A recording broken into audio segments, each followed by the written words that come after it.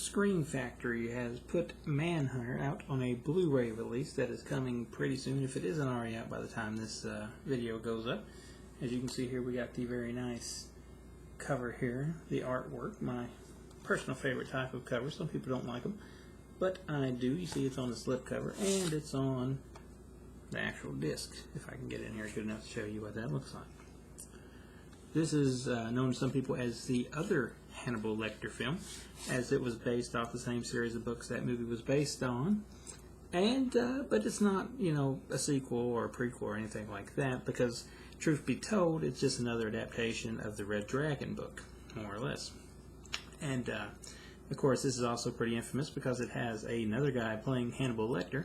This time around, it has Brian Cox, and while most people are, you know, more fans of the traditional Hannibal Lecter performer, I would say that Cox does a very good job, and I kind of like his performance. It kind of leaves you wanting more Hannibal Lecter in this movie, although Hannibal Lecter is certainly a part of the movie. He is not the movie, and it's a completely different thing, as the Tooth Fairy / Red Dragon Killer is the primary villain in this thing.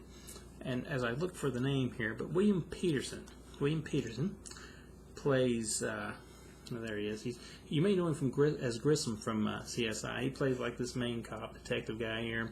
And you got the Tooth Fairy Killer, and he's doing all these bad things. He's killing people, and they go to him for assistance, and, you know, he's really smart, and he had a run-in previously with Hannibal Lecter, so he goes and visits him, kind of picks his brain a little bit on what he thinks about the killer, and it just kind of goes from there. Pretty well known for being a movie that's a really smart type horror thriller, because it plays a big role with DNA and all that stuff, something that maybe wasn't necessarily in a lot of the movies at the time. Of course, would be a pretty key factor in them later on, and I would like to think that this movie is probably why he got the role of Grissom in CSI years later. Just throwing it out there.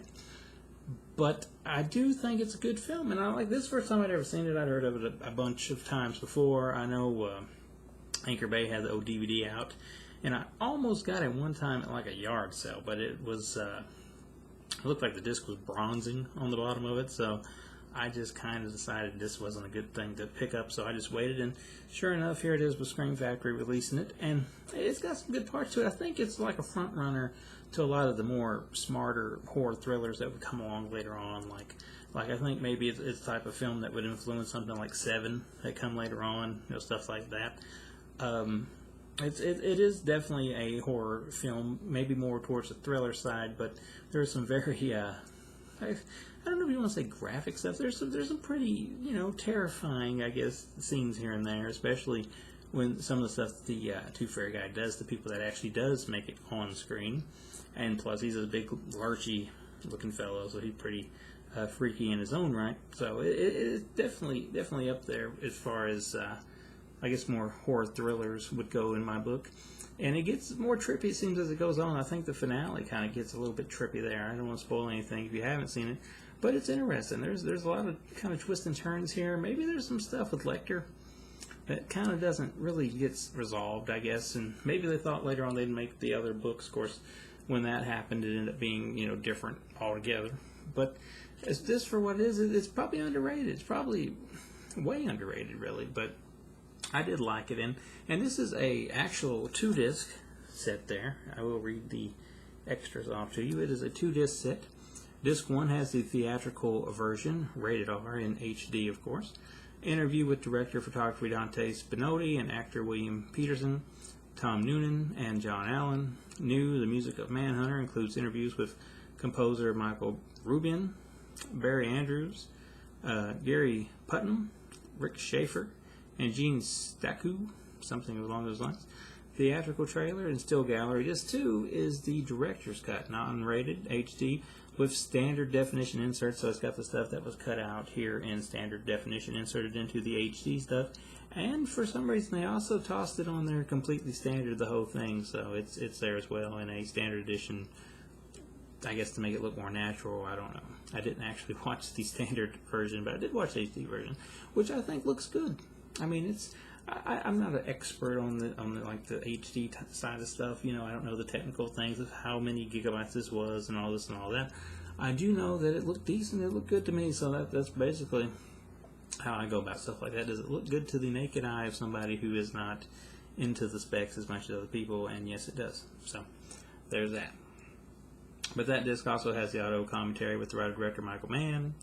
Manhunter, a look at the conversation with the cinematographer Dante Spinelli. Inside Manhunter, with stars William Peterson, John Allen, Brian Cox, and Tom Noonan. So it's a loaded edition, which you've come to expect that because it is a special edition. We'll try to get this open here a little bit. There's the disc, if you will.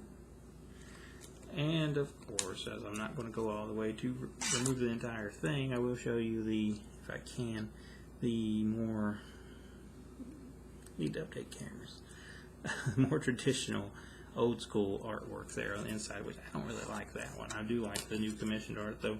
But that's Manhunter. Like I said, very underrated in ways, ahead of its time in ways, horror thriller that was better than I thought it would be. Don't put it up there with Silence of the Lambs, personally, but it would definitely probably be second in my book, ahead of such things as maybe Hannibal and Red Dragon or whatever the name of those movies are. I have them. I haven't really watched them in years, to be honest with you. I know Silence of the Lambs is like one you go to, and this would probably be the next one I'd go to outside of that. The other ones are okay for what they are. But that's from Scream Factory, that's Manhunter, and that's coming out soon if it isn't already out.